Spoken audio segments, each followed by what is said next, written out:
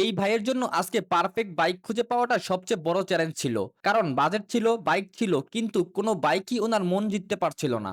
শেষ পর্যন্ত কি আমি ওনার স্বপ্নের বাইকটা মেলাতে পেরেছি? চলুন পুরো ভিডিওতে দেখে নেওয়া যাক।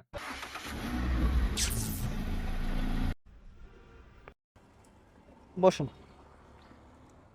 তো আপনারা, হ্যাঁ বসেন বসেন।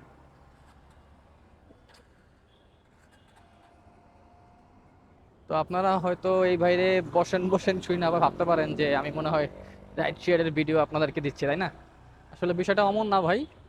তবে বিষয়টা হলো যে এই ভাই একটা বাইক কিনবে। সো উনি আমাকে গতকালকে রাতেই বুকিং করছে। সো বুকিং করার কারণে সকাল 11টা বাজে ওনার টাইম দেওয়া ছিল, মানে শিডিউল দেওয়া ছিল।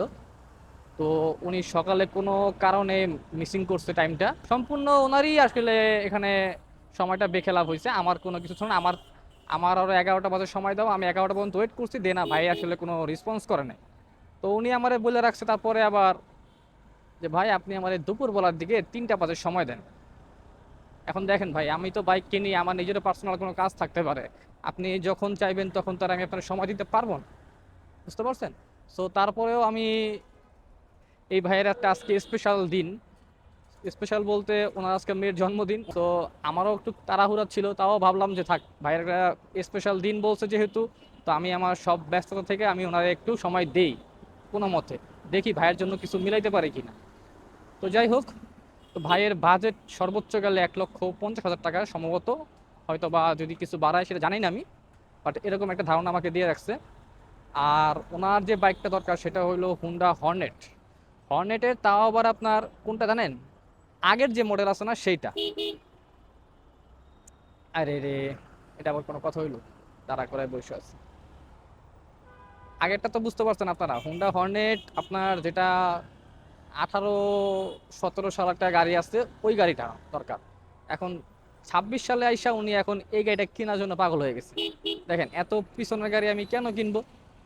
সেটা হলো কেনার সেটা কিনবো কখন জানেন? যখন আমি দেখবো যে আমার বাজেট প্রবলেম, আমার হচ্ছে না কোনো মতেই, তখন ওইটাতে যাব।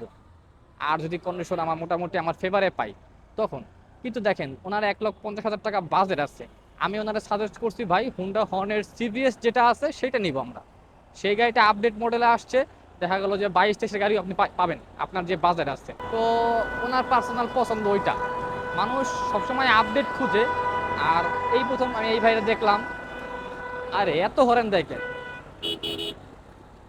আর এই বাইরে আমি দেখলাম যে আপনার উনি আপডেট মডেল রেখে পিছনে যাইতেছে। খুবই অবাক করা বিষয়। যাই হোক, মানুষের পার্সোনাল হিসাব থাকতেই পারে ভাই। আমার দায়িত্ব হইলো গাড়ির কন্ডিশন দেখে দেওয়া, কন্ডিশন বুঝা কিনে দেওয়া, কাগজপত্র চেক করে দেওয়া। তো আমি আমার দিক থেকে আপনার 100% কমপ্লিট করব। বাকিটা আল্লাহ ভরসা, জানি না বাইক মিলবে কিনা। উনি আমাকে ছাড়াও বাইক দেখছে, বাট উনি বাইক মিলাইতে পারে না। সো আজকে আমাকে হায়ার করছে। তো দেখি, চলেন যাওয়া যাক। কি বাইক পাই আর কত টাকায় পাই, কেমন কন্ডিশন পাই, সবকিছু আপনাদের বিস্তারিতভাবে আমি দেখানোর চেষ্টা করব। আপনারা যদি আমার এই ভিডিওটি ফেসবুক থেকে দেখে থাকেন তাহলে অবশ্যই আমার এই ভিডিওটি শেয়ার করে দিবেন, একটা লাইক দিবেন। আর যারা ইউটিউব থেকে দেখতেছেন তারা অবশ্যই এটা কমেন্ট করে জানাবেন যে আসলে আজকের ভিডিওটা কেমন লাগছে। একটা গাড়ি পাইলাম, দেখেন টাঙ্কিতে নাই কিছু। লুকারটা অ্যাডজাস্টমেন্ট করতে হবে। টাইমিং চেনটা ঠিক আছে, লুকারটা একটু সমস্যা হালকা। জাস্ট গাড়িটা রেডি করা না, এটার কিট মিট লাগাই, এটা সবকিছু লাগাই দিবে, সবকিছু খুলে রাখছে আর কি, মানে রেডি করার জন্য। তো বাইরে বললাম যেহেতু উনি পুরানা মডেল খুঁজতেছে ভাই, এটা হলো 21-এর model, first party smart card, 10 বছরের নাম্বার করা ভাই। ভাই কি 19-এর মডেলই লাগবে? 19-এর মডেলই লাগবে?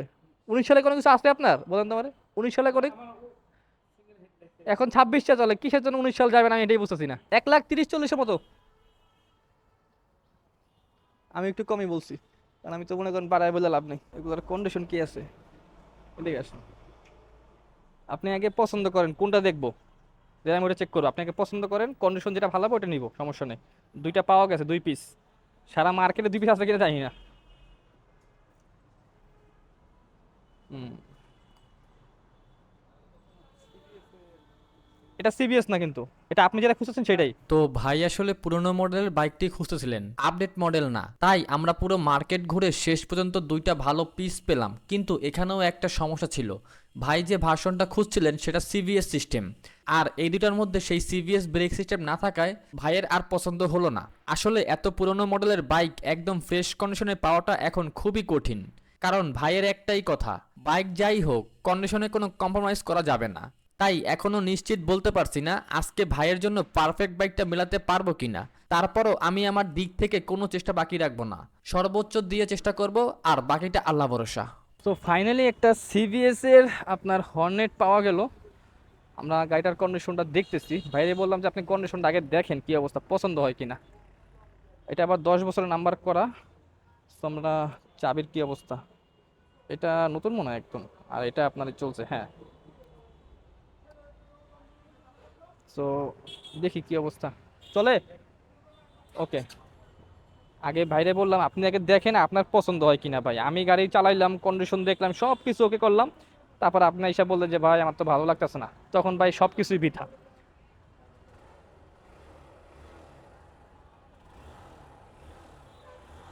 চলো তো ভাই।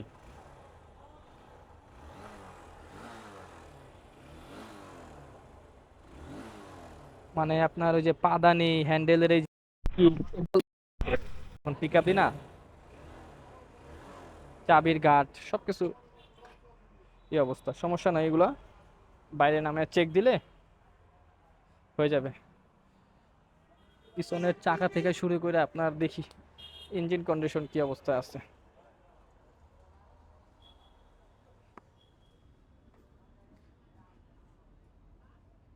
উপরের হেড তো মোটামুটি সব গাড়িরই খোলা থাকে, কারণ 10,000 কিলোর পরে আপনার হেড চালাইতে হবে না, মানে হেড খুইলা আপনার ঠিক করতে হয়, মিলাইতে হয় আর কি, সাউন্ড অ্যাডজাস্টমেন্ট করার জন্য। না ভালোই তো, খারাপ কি। তবে এটার মনে হয় না হেড খোলা হয়েছে, খোলা হইতে পারে ভাই, আমি এটা রিস্ক নিব না, কারণ হেডটার জন্য যে ইঞ্জিন খোলা বা এটা এটা কিছু না, এটা অনেকের ভুল ধারণা। তো সেটার দিক দিয়ে বলে যে হেড খোলা হইলে সমস্যা নাই, ক্লাস প্লেট খোলা হইলেও সমস্যা নাই ভাই। অনেকে তো বুঝে না, অনেকে ভাবে যে মনে করে যে একটু ইঞ্জিন দেখলেই যে সমস্যা আছে।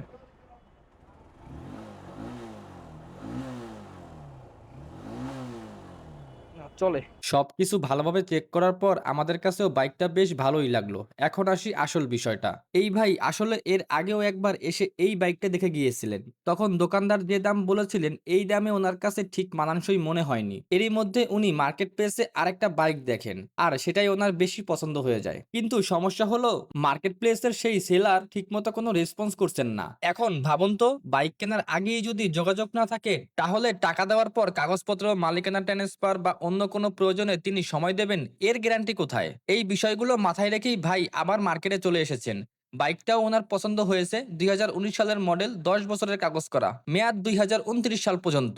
মালিক দাম চাচ্ছেন 1,32,000 টাকা, কিন্তু তারপরও ভাই এই দামে নিতে রাজি নন। কারণ যতটুকু আমি ওনার সঙ্গে কথা বলে বুঝেছি ওনার মনটা এখনো সেই মার্কেট প্লেসের বাইকেই আটকে আছে, তাই অন্য কোনো বাইক ওনার কাছে পছন্দ হচ্ছে না।